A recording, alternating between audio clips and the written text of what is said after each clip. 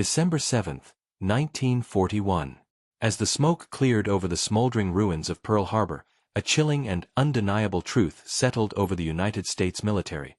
They were facing an enemy in the Pacific who was not only ruthless and determined, but technologically and tactically superior in the air.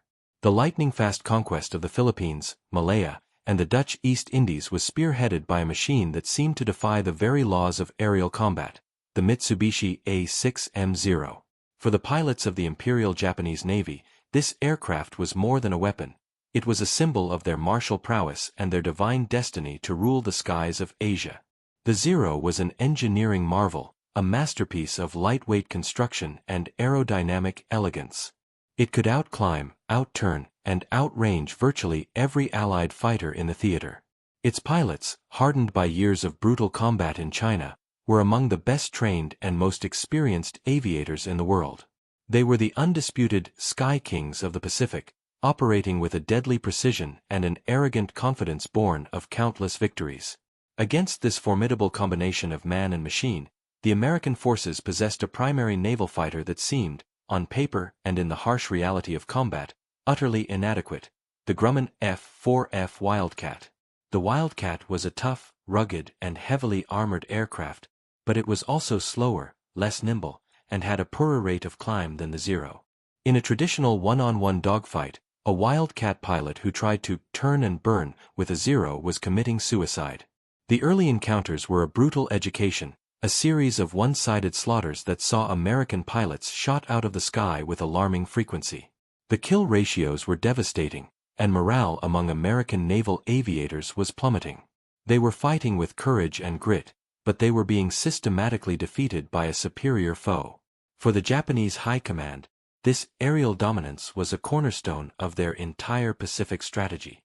They believed the Zero's superiority would guarantee control of the skies over their fleets and island conquests, preventing the American Navy from ever mounting an effective counteroffensive. They confidently calculated that American industrial might would be useless if its pilots were demoralized and its primary fighter was technologically obsolete. In their eyes, the Zero was the invincible sword that would secure their empire. But in the desperate months following Pearl Harbor, as the U.S. Navy reeled from defeat after defeat, one American pilot, a brilliant tactician and squadron commander, refused to accept this grim reality. Lieutenant Commander John S. Jimmy Thach, observing the carnage and analyzing the reports of his fallen comrades, began to work on a solution. This wasn't a problem that could be solved with more guns or a bigger engine. It required a radical, intellectual leap, a new way of thinking about aerial combat. On his kitchen table, using matchsticks to represent planes, he began to devise a tactic so counterintuitive, so revolutionary, that it would not only save the Wildcat from obsolescence but would turn the tables on the Invincible Zero. This video will uncover the incredible untold story of the Thach Weave, a deceptively simple tactic that allowed two inferior American fighters to lure Japan's most elite pilots into a deadly, inescapable trap. It's a tale of intellectual brilliance under extreme pressure, a secret weapon that wasn't a weapon at all, but a brilliant, deadly dance in the clouds that would change the course of the Pacific War.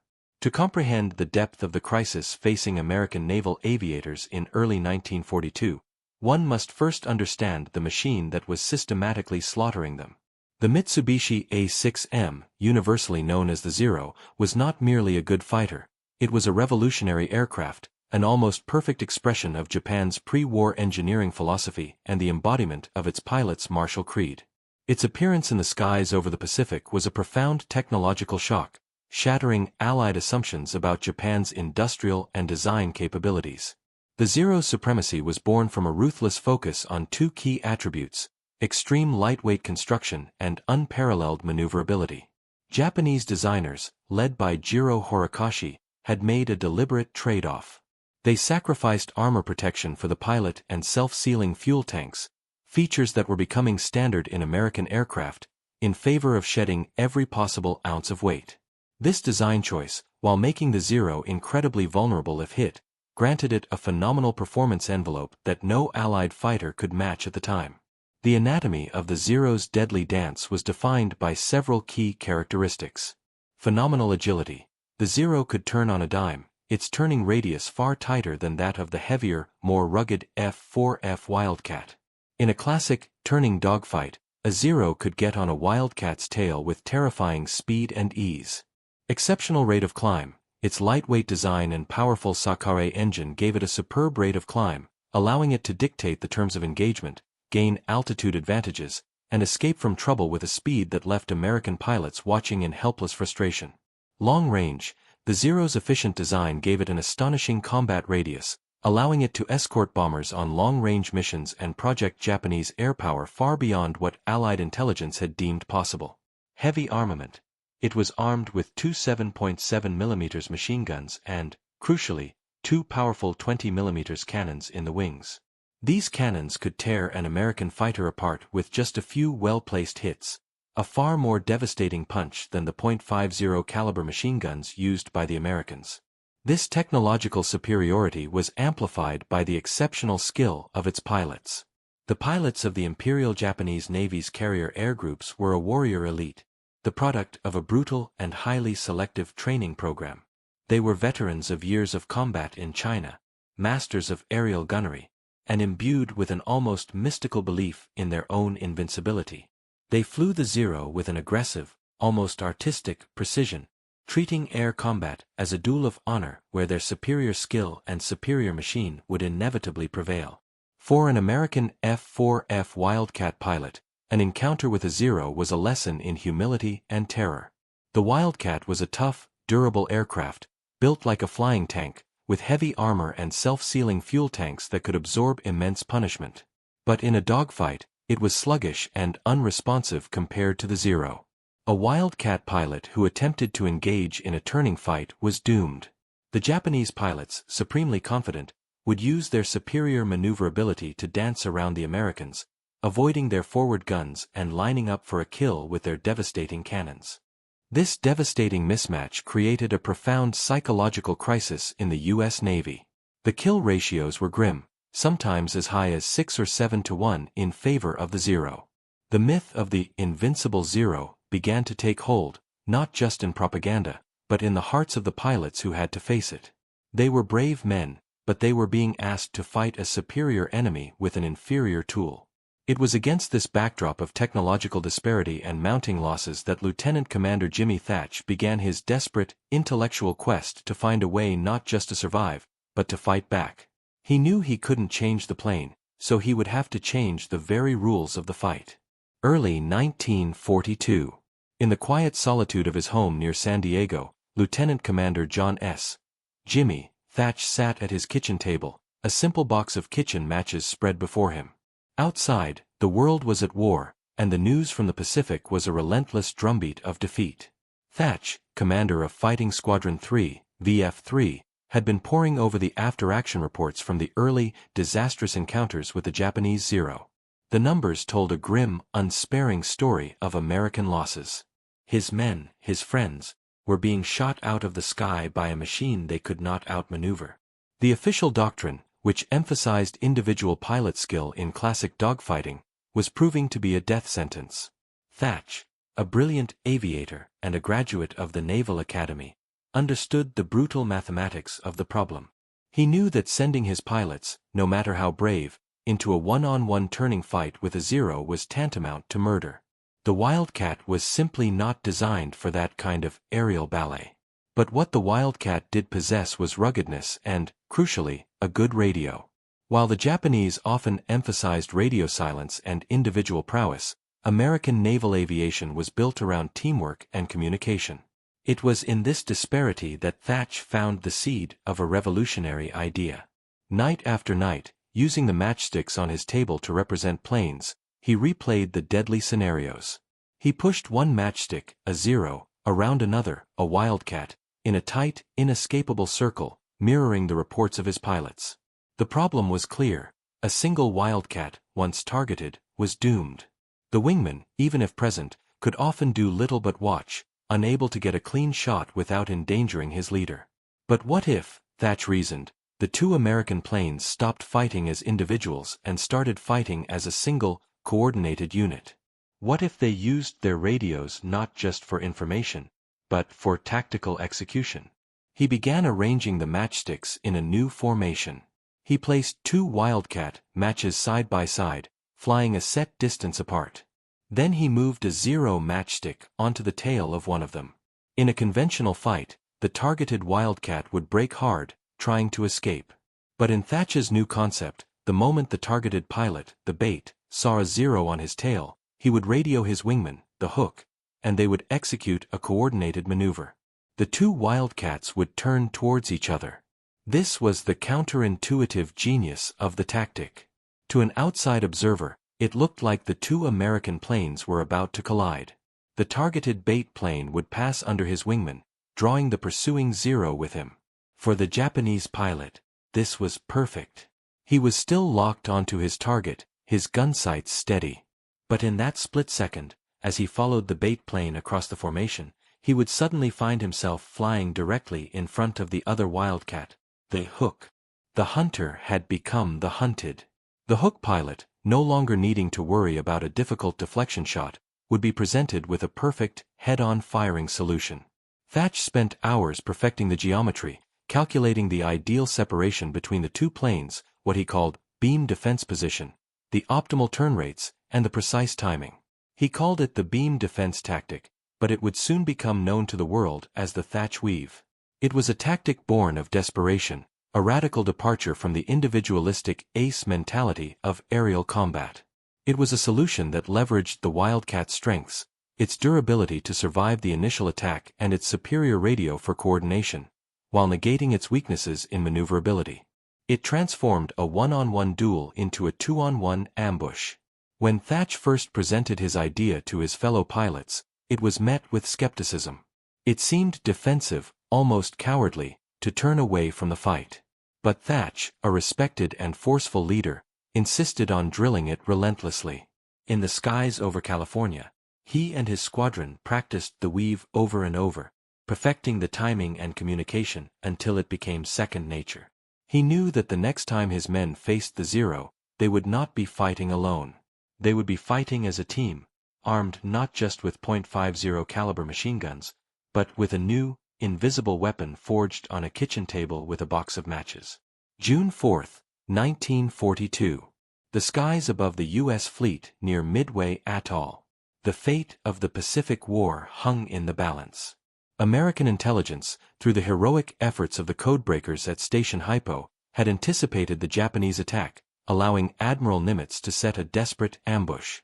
But for Lieutenant Commander Jimmy Thach, leading his Fighting Squadron 3 from the deck of the USS Yorktown, this day would be the ultimate trial by fire.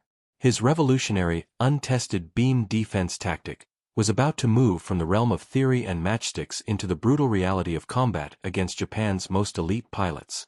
Thach, flying his F4F Wildcat, led a 6-plane escort for a squadron of TBD Devastator torpedo bombers on their fateful, near-suicidal attack run against the Japanese carriers. As they approached the enemy fleet, the sky suddenly filled with the one thing every American pilot dreaded: Zeros. Not just a few, but a swarm of at least 15 to 20, descending from above like angry hornets, their cannons winking in the morning sun. They were the veteran pilots of the Japanese carrier Hiryu, confident and ready for another slaughter. The Zeros, with their superior speed and climb rate, easily bypassed Thach's escort and tore into the slow, vulnerable Devastators. The carnage was horrific. But as the Zeros finished their grim work and turned their attention to the Wildcats, the battle's dynamic was about to change. Thach, seeing the Zeros closing in, made a fateful call over the radio to his wingman, Ensign Ramage. "Okay, Ramage, you've got him. Let's do it." For the first time in combat, the Thach Weave was executed. Thach watched as a Zero, flown with the arrogant precision of a master, latched onto the tail of his wingman. As per their relentless training, the 2 Wildcats immediately banked towards each other. The Japanese pilot, likely bewildered by this seemingly suicidal maneuver, held his course, his guns blazing at Ramage's plane. But just as he was about to deliver the killing blow, Ramage's Wildcat flashed past Thach. The Zero, caught completely by surprise, now found itself flying directly into the path of Thach's 6.50 caliber machine guns. Thach squeezed the trigger. A stream of tracers slammed into the Zero's engine and cockpit. The Invincible fighter, which had been in a perfect attack position just seconds before, suddenly erupted in a ball of flame and tumbled into the Pacific. Thach later recalled the moment with chilling clarity. "It worked. I knew it would work, but it was a beautiful sight to see. It worked exactly as we had planned." The Japanese pilots were utterly confounded. They had been trained to anticipate every move of a conventional dogfight, but this was something they had never seen. They saw two American planes turning towards each other, a tactic that defied all known aerial combat doctrine.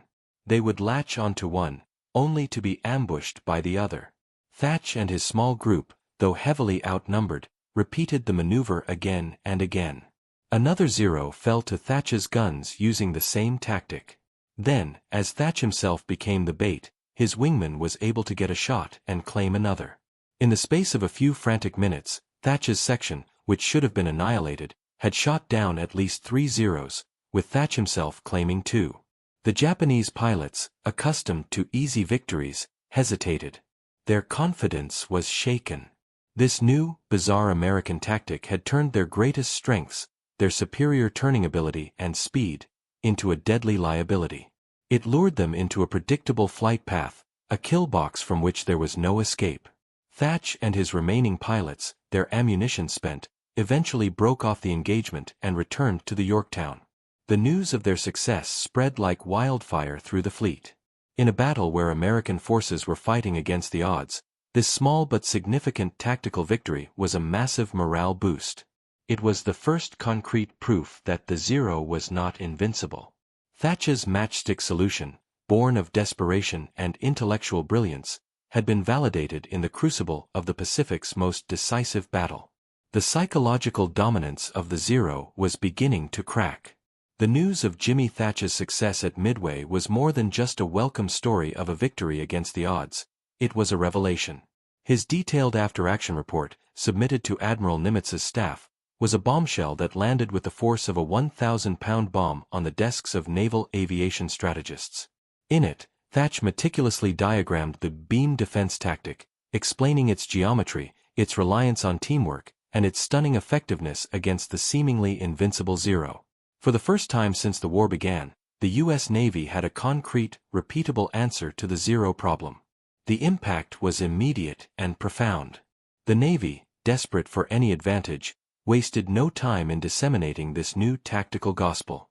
Thach himself was brought back from the front lines to become a chief instructor, tasked with training a new generation of fighter pilots. The days of sending pilots into combat with outdated, suicidal doctrines were over. The Thach Weave was no longer one man's experimental idea, it was becoming official U.S. Navy doctrine. The adoption process was swift and systematic. Intensive training, at naval air stations across the United States and at forward bases in the Pacific, fighter pilots were rigorously drilled in the new tactic. They practiced the coordinated turns, the precise radio calls, and the disciplined teamwork until the weave became an instinctive reaction. Debriefing and refinement. Veteran pilots returning from combat were debriefed, their experiences analyzed, and the tactic was continuously refined. Variations were developed for different scenarios, such as when outnumbered or when engaging multiple attackers. Integration with new aircraft. As newer, more powerful American fighters like the Grumman F4F Wildcat and the Vought F4U Corsair began to arrive in the fleet, the Thach Weave remained a core tactical element. While these new planes could match or even exceed the Zero's performance in many respects, the Weave provided an additional layer of tactical security, ensuring that even inexperienced pilots could survive and fight effectively. The devastating impact of this new doctrine was soon felt across the Pacific. In the brutal air battles over Guadalcanal and the Solomon Islands, Japanese pilots, still operating with the supreme confidence of early war victories, suddenly found themselves falling into the same deadly trap, time and time again. A typical encounter, recorded in numerous combat reports, would unfold with chilling predictability for the Japanese. A veteran Japanese ace, spotting a pair of inferior Wildcats, would peel off for an easy kill. He would slide onto the tail of one, his sights aligned, his cannons ready. But just as he was about to fire, his target would inexplicably turn towards its wingman. The Japanese pilot, committed to the attack, would follow, only to find himself, in a horrifying split second of realization, staring down the nose of the second Wildcat, its .50 caliber machine guns blazing. The psychological impact on the Japanese naval air arm was corrosive. Their most experienced pilots, the irreplaceable veterans of China and Pearl Harbor, began to fall in alarming numbers. They reported back to their carriers with stories of a bizarre, cowardly American tactic that defied all principles of honorable one-on-one combat. They were baffled and frustrated. Their superior maneuverability, once their greatest asset, was being systematically negated. The Americans were no longer playing their game. The numbers told the story. The lopsided kill ratios of early 1942 began to reverse dramatically. American pilots, now armed with a tactic that allowed them to survive the initial engagement, were living long enough to gain experience and become veterans themselves. The Thach Weave was not just a tactic, it was a survival machine. It leveled the playing field, allowing the ruggedness and firepower of the American fighters to be brought to bear. Jimmy Thach's intellectual breakthrough, born from matchsticks on a kitchen table, had become a devastatingly effective weapon, spreading across an entire ocean. It was a testament to the power of innovation under pressure, proving that in aerial combat, the way you fought was just as important, if not more so, than the machine you flew. The rapid and widespread adoption of the Thach Weave sent a shockwave through the ranks of the Imperial Japanese Navy's elite fighter pilots. For men who had spent years cultivating an aura of invincibility, who believed in their own and their Zero's inherent superiority, this new American tactic was a source of profound bewilderment and deep, corrosive frustration. Their entire doctrine of aerial combat, built on the principles of individual skill and superior maneuverability in a turning dogfight, was being systematically dismantled.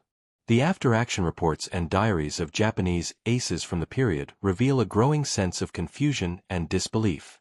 Saburo Sakai, one of Japan's greatest surviving aces, described the new American tactics in his post-war memoirs with a mix of grudging respect and frustration. He and his fellow pilots had been trained to see a turning fight as a test of skill and honor. The weave, to them, was not honorable combat, it was a form of cowardly trickery. They saw two American planes, instead of engaging in a proper duel, simply turning towards each other, refusing to play by the established rules of dogfighting. This sense of bewilderment stemmed from several factors. Contradiction of doctrine. Japanese pilot training emphasized individual initiative and the aggressive pursuit of a single target. The idea of a purely defensive, cooperative maneuver that deliberately sacrificed an offensive opportunity to create a trap for the enemy was alien to their thinking. Technological disparity. The Weave exploited a key Japanese weakness, their radios. While American planes were equipped with excellent, reliable radios that facilitated the necessary real-time communication, Japanese radios were notoriously poor in quality. This technical deficiency made it incredibly difficult, if not impossible, for Japanese pilots to effectively coordinate a countermaneuver on the same scale. Psychological shock. The most devastating impact was psychological. A Japanese pilot, in the heat of combat, would see what appeared to be a perfect, textbook kill scenario. He would be in the 6 o'clock position, his target perfectly aligned. He was the hunter, his prey helpless. Then, in a split second of bewildering movement, the entire situation would reverse, and he would be staring death in the face. This repeated experience, the snatching of certain victory and its replacement with sudden, lethal danger, was deeply unnerving and shook the very foundation of their confidence. The Japanese high command struggled to develop an effective counter. Their initial response was to simply advise pilots to avoid the trap, to not be lured in by the bait plane. However, in the chaotic, three-dimensional melee of a large air battle, this was easier said than done. The aggressive instincts of the Japanese pilots, honed by years of success, were difficult to suppress. They were trained to press the attack, not to break off when an enemy seemed vulnerable. Furthermore, as the war progressed, the quality of Japanese pilots began to decline precipitously. The irreplaceable veterans of 1941 and 1942 were being lost at an unsustainable rate, partly due to the effectiveness of new American tactics like the Weave. The new pilots, rushed through a truncated training program, lacked the experience and situational awareness to recognize and counter the sophisticated American formations. They became easy prey. The Thach Weave, therefore, was more than just a clever maneuver. It was a catalyst for the unraveling of Japan's aerial dominance. It exposed the rigidity of their tactical doctrine and their inability to adapt to an enemy who refused to fight on their terms. The Invincible Zero, while still a formidable aircraft, was being systematically defeated by a superior idea. The bewilderment in the cockpits of the Zeros was a direct reflection of a larger strategic failure. The Japanese had believed that their technological edge and the superior spirit of their pilots would be enough to secure victory. They had failed to account for the American capacity for rapid, pragmatic innovation and tactical adaptation. The deadly dance in the clouds had changed, and the once unbeatable Sky Kings of the Pacific were now being systematically outmaneuvered, their elite ranks thinning with every failed attack, their long-held dominance of the skies broken by a simple, brilliant tactic born from a box of matches. While the Thach Weave was a brilliant tactical solution that allowed the F4F Wildcat to survive and fight against the superior Zero, it was ultimately a defensive maneuver, a clever way to overcome a performance deficit. The true, decisive end of the Zero's reign required not just a new way of thinking, but a new machine. That machine arrived in mid-1943, and its impact, when combined with the tactical revolution already underway, was nothing short of cataclysmic for the Japanese. This was the Grumman F6F Hellcat. The Hellcat was the product of a design philosophy that was the polar opposite of the Zeros. Grumman, the same company that built the rugged Wildcat, took the hard-won lessons from the early Pacific battles and designed an aircraft that was, in essence, a perfected American fighting machine. It was not a nimble, lightweight dogfighter. It was a beast, a heavyweight brawler built around the most powerful engine available, the Pratt & Whitney R2800 Double Wasp, which churned out a staggering 2,000 horsepower. Where the Zero was lithe and agile, the Hellcat was immensely powerful and brutally rugged. It retained the Wildcat's heavy armor protection for the pilot, its self-sealing fuel tanks, and its bank of 6.50 caliber machine guns. But now, it had the power to match its toughness. The numbers told a story of a complete reversal of fortune. Superior speed and climb, the Hellcat could outclimb and outrun the Zero at almost all altitudes, a critical advantage the Wildcat had never possessed. This allowed American pilots to dictate the terms of engagement, choosing when and where to fight. Devastating firepower, the 6.50 caliber machine guns, with their high rate of fire and large ammunition capacity, provided a dense, destructive cone of fire that could shred the unarmored Zero. Exceptional durability. Like its predecessor, the Hellcat could absorb an astonishing amount of punishment and still bring its pilot home, a quality that Japanese pilots, flying their fragile Zeros, could only envy. The arrival of the Hellcat in the Pacific Fleet was a moment of profound relief and newfound confidence for American naval aviators. But its true genius lay in its perfect marriage with the tactical doctrines, like the Thach Weave, that had already been ingrained in them. Pilots were now trained in a new, devastatingly effective combat philosophy. They were taught to avoid a turning fight with the still more maneuverable Zero. Instead, they were to use the Hellcat's superior power to their advantage. Boom and zoom. Using their superior speed and rate of climb, Hellcat pilots would dive on Zero formations from above, make a single, high-speed firing pass, and then use their power to climb back up to altitude, away from danger. Energy fighting. They focused on maintaining their speed and altitude, bleeding the Zeros of their energy and avoiding the slow-speed turning fights where the Japanese excelled. The Thach Weave as a lifeline. Crucially, if a Hellcat pilot ever made a mistake and found a Zero on his tail, the Thach Weave was his immediate, instinctive, and life-saving response. The tactic, once a primary offensive tool for the Wildcat, now became an almost foolproof defensive safety net for the Hellcat. This combination of a superior machine and a superior tactic was utterly devastating. The Japanese, now flying against an aircraft they could not outrun or outclimb, and which was flown using a cooperative tactic they could not counter, found themselves in an unwinnable situation. The kill ratios in the Pacific began to reverse with a vengeance. In some of the great carrier battles of 1944, like the Battle of the Philippine Sea, the Great Marianas Turkey Shoot, the Hellcat achieved kill ratios of over 19-1 against Japanese aircraft. The Japanese pilots, including the few remaining aces, were in a state of shock. Their once invincible Zero was now hopelessly outclassed.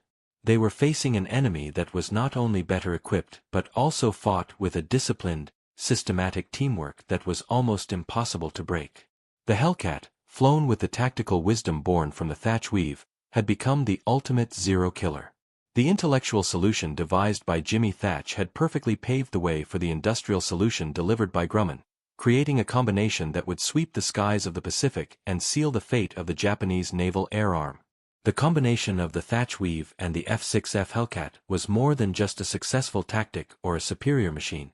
It was a fundamental strategic shift that reshaped the entire Pacific Air War.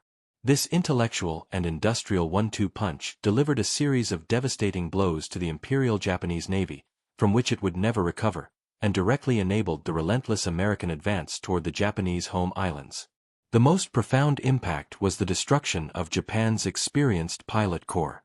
The irreplaceable veteran pilots, the samurai of the skies who had dominated the early war, were being systematically annihilated.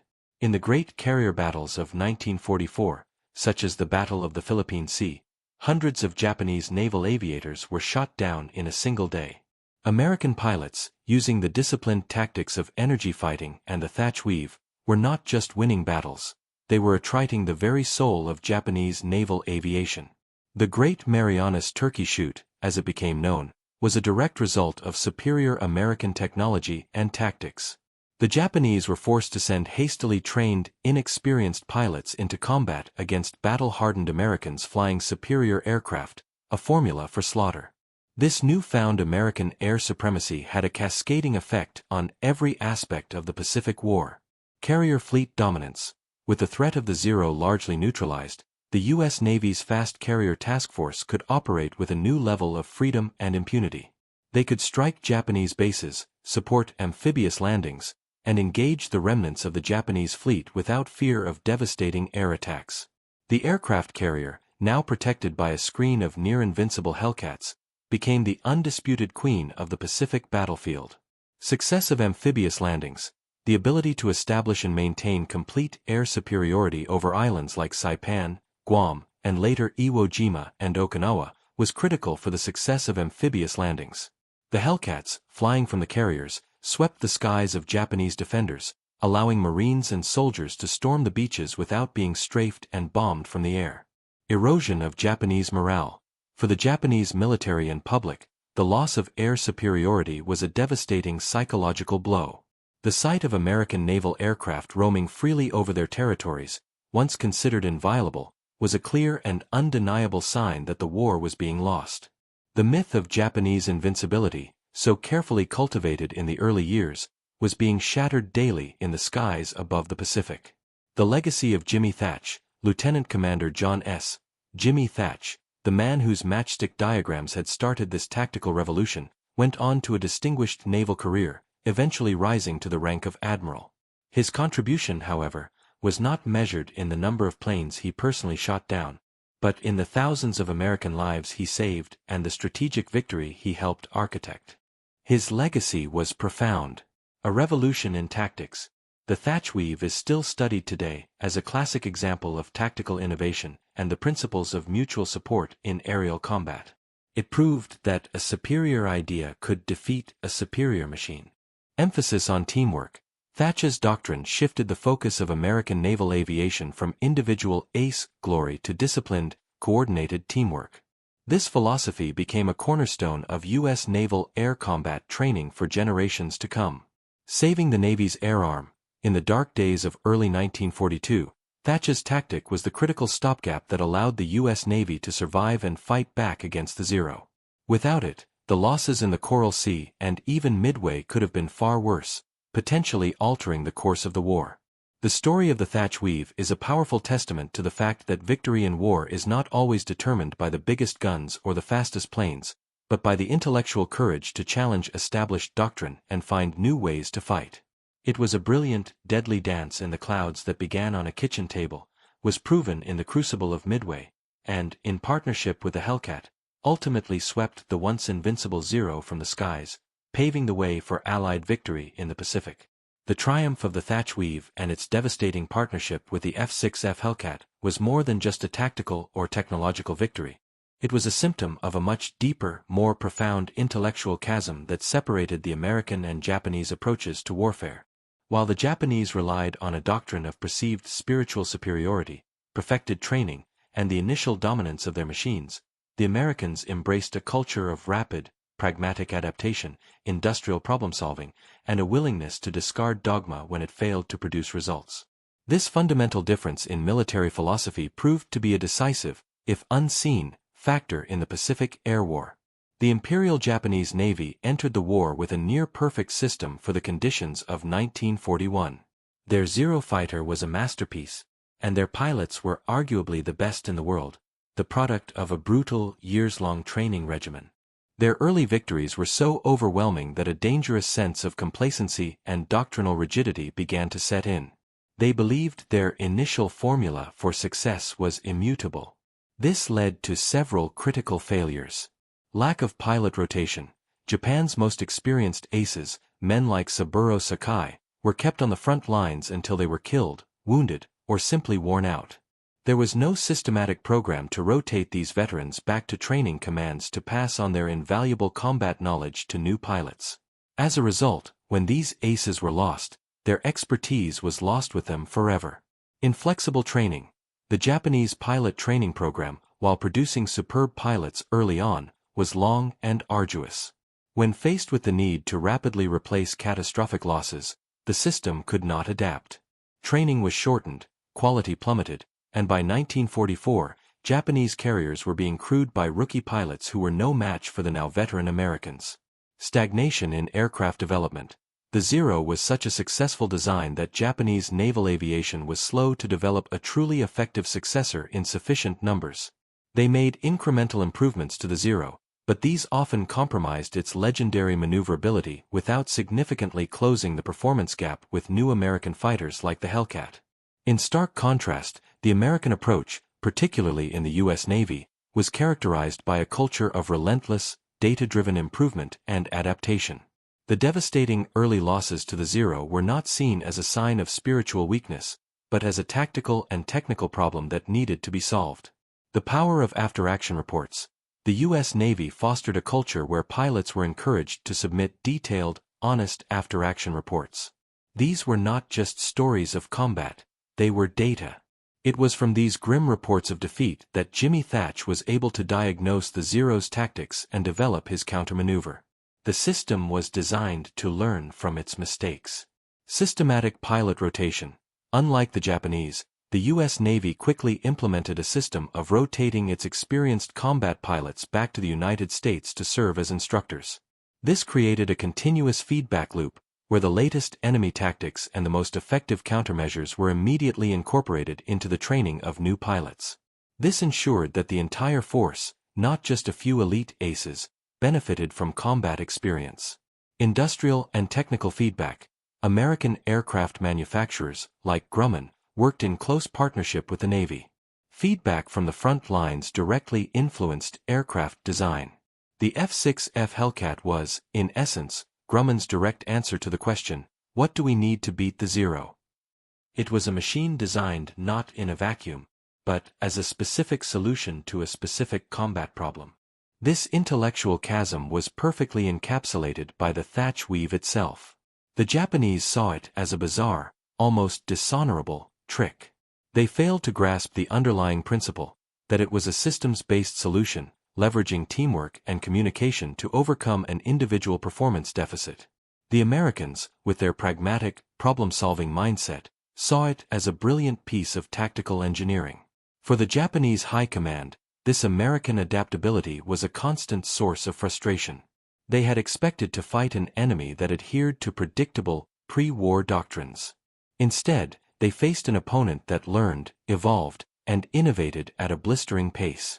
The intellectual flexibility of the U.S. Navy, from the kitchen table of Jimmy Thach to the design offices of Grumman and the war rooms of Admiral Nimitz, created a dynamic, self-improving war machine that the more rigid, dogmatic Japanese system simply could not keep up with. The devastating effectiveness of the Thach Weave, especially when paired with the F4F Wildcat, brought about a grim and total reversal of fortune in the Pacific Air War. The once supreme Japanese naval aviators, the confident Sky Kings of 1942, were now facing a new and terrifying reality. They were no longer the hunters, but the hunted, and the psychological and physical cost of this reversal was catastrophic, leading to the virtual annihilation of an entire generation of elite warriors. In the early war, the life of a Zero pilot was one of supreme confidence, marked by a string of victories against outmatched Allied opponents. Men like Lieutenant Junichi Sasai, a celebrated ace, wrote home with an almost poetic sense of their dominance, describing their Zeros as extensions of their own bodies, capable of a deadly grace. They were national heroes, the embodiment of the Bushido spirit in the air. By mid-1943, the tone of their diaries and letters, for those who survived long enough to write them, had changed dramatically. The sky, once their playground, had become a slaughterhouse. They were now flying against American pilots who fought with a disciplined, coordinated fury they had never encountered before. The Thach Weave had turned every engagement into a potential ambush, forcing them to constantly check not just their 6 o'clock position, but the position of their target's wingman as well. This new tactical reality was compounded by the arrival of the Hellcat. A Japanese pilot's account from the Battle of the Philippine Sea, later captured by U.S. forces, describes the sheer terror of facing the new American fighter. "We would dive on the American formations," he wrote, "but they would not break. We would engage one, and suddenly, another would appear, firing from an impossible angle. If we tried to climb away, the new Grumman planes would simply follow, their engines more powerful than ours. There was no escape." The numbers bear out this grim reality. The Battle of the Philippine Sea on June 19 to 20, 1944, became known to American pilots as the Great Marianas Turkey Shoot. In 2 days of brutal air combat, the Japanese lost an estimated 600 aircraft and over 400 of their irreplaceable carrier pilots. U.S. Navy losses, by contrast, were a fraction of that. It was a one-sided massacre, a systematic demolition of Japanese naval air power from which they would never recover. The human cost for Japan was staggering. Their inflexible training system could not replace these losses. The veteran aces, the heart and soul of their naval air arm, were almost entirely wiped out. In their place came a flood of young, inexperienced pilots, often with less than 100 hours of flight time, who were sent into battle as little more than sacrificial lambs. These young men, full of patriotic fervor but lacking the skill of their predecessors, were shot down in droves by the now veteran American pilots flying superior aircraft with superior tactics. This grim reversal led directly to Japan's most desperate and terrifying tactic, the kamikaze. The decision to resort to organized suicide attacks was, in many ways, an admission of utter defeat in the conventional air war. Unable to match the Americans in skill, technology, or tactics, the Japanese high command turned to a strategy that replaced all three with sheer, fanatical willpower. The kamikaze was the final, tragic consequence of the intellectual and industrial chasm that had opened between the two powers. The story of the Thach Weave is therefore not just one of tactical brilliance, but also a story of profound human tragedy for the Japanese. It was a key catalyst in the destruction of one of the world's most elite fighting forces.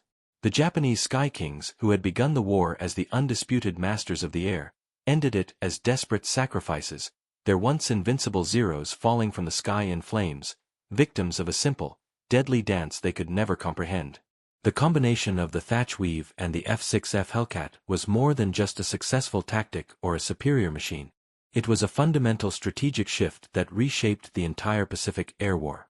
This intellectual and industrial one-two punch delivered a series of devastating blows to the Imperial Japanese Navy, from which it would never recover, and directly enabled the relentless American advance toward the Japanese home islands.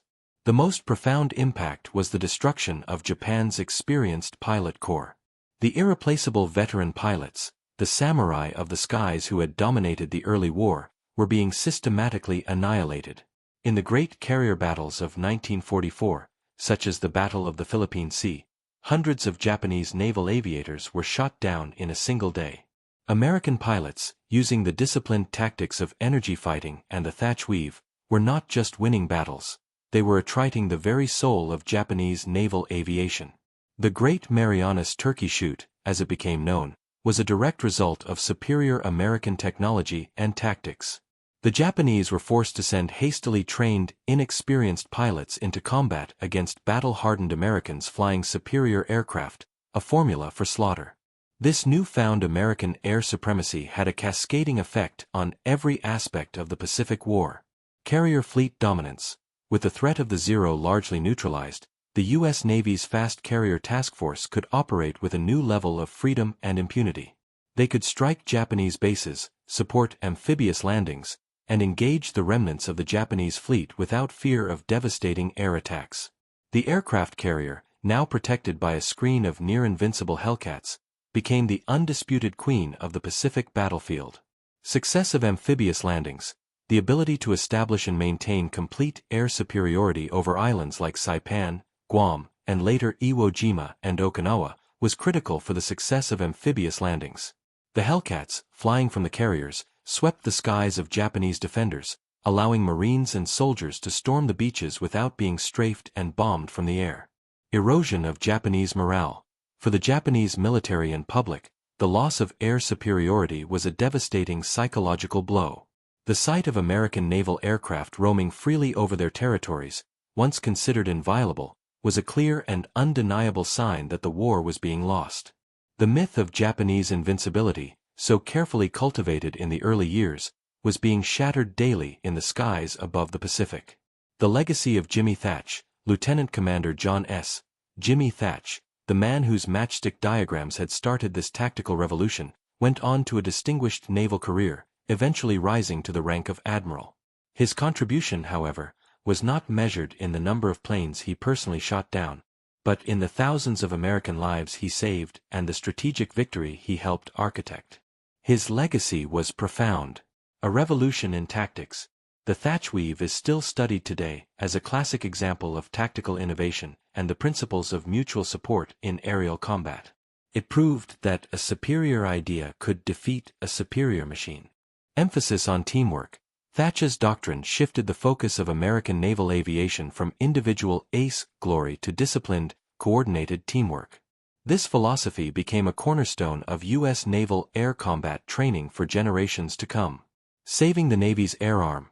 In the dark days of early 1942, Thach's tactic was the critical stopgap that allowed the U.S. Navy to survive and fight back against the Zero. Without it, the losses in the Coral Sea and even Midway could have been far worse, potentially altering the course of the war. The story of the Thach Weave is a powerful testament to the fact that victory in war is not always determined by the biggest guns or the fastest planes, but by the intellectual courage to challenge established doctrine and find new ways to fight. It was a brilliant, deadly dance in the clouds that began on a kitchen table, was proven in the crucible of Midway, and, in partnership with the Hellcat, ultimately swept the once invincible Zero from the skies, paving the way for Allied victory in the Pacific. The ultimate legacy of the Thach Weave is a powerful and enduring lesson in the nature of modern warfare, that the intellectual and adaptive capacity of a fighting force is as formidable a weapon as any piece of hardware. The story of its creation and success is a microcosm of the larger Allied victory, a triumph of pragmatic problem-solving over rigid, dogmatic belief. It stands as a testament to the idea that no weapon, however technologically superior, is truly invincible, and no doctrine, however successful, is immune to a better idea. In the final accounting of the Pacific Air War, the numbers tell a stark and compelling story. The Grumman F-6F Hellcat, the machine that perfectly complemented Thach's tactic, would go on to achieve an incredible kill-to-loss ratio of 19-1, accounting for over 5,200 enemy aircraft destroyed, more than any other Allied naval aircraft. This staggering statistic was not achieved by a superior machine alone, it was the product of a superior fighting system, a system where technology, tactics, and training were seamlessly integrated. The Thach Weave was the intellectual software that made the Hellcat's hardware so devastatingly effective. The psychological impact on the Japanese, as we've seen, was profound. The Weave didn't just break their formations, it broke their spirit. It shattered the myth of the Zero's invincibility and the martial superiority of its pilots. This loss of confidence, this gnawing sense of being outthought and outmaneuvered, was a critical factor in the decline of the Imperial Japanese Navy's air arm and their eventual, desperate resort to kamikaze tactics. They had been defeated not just by American industrial might, but by American intellectual flexibility. Today, the Thach Weave remains a foundational element in the study of air combat maneuvering. It is taught in flight schools and military academies around the world as a classic example of mutual support and defensive teamwork. Its principles, of using teamwork to overcome individual disadvantages and turning an enemy's strengths into weaknesses, have been adapted and applied to countless other tactical situations, both in the air and on the ground. It is a timeless lesson in asymmetric warfare. The story of Jimmy Thach, a commander who responded to catastrophic losses not with despair, but with quiet, determined intellectual labor at his kitchen table, is a powerful reminder of where true military genius often lies. It is found in the ability to honestly assess a problem, to discard failed doctrines, and to innovate under the most extreme pressure. In the end, the secret weapon that broke Japan's Invincible Zero was not a secret at all. It was a simple, brilliant, and deadly dance in the clouds, born from desperation and ingenuity. It was a testament to the power of teamwork over individual glory, and a profound lesson that in the brutal mathematics of war, a superior tactic is the ultimate force multiplier. The Thach Weave didn't just save a generation of American pilots, it helped win a war, leaving a permanent and indelible legacy in the clouds.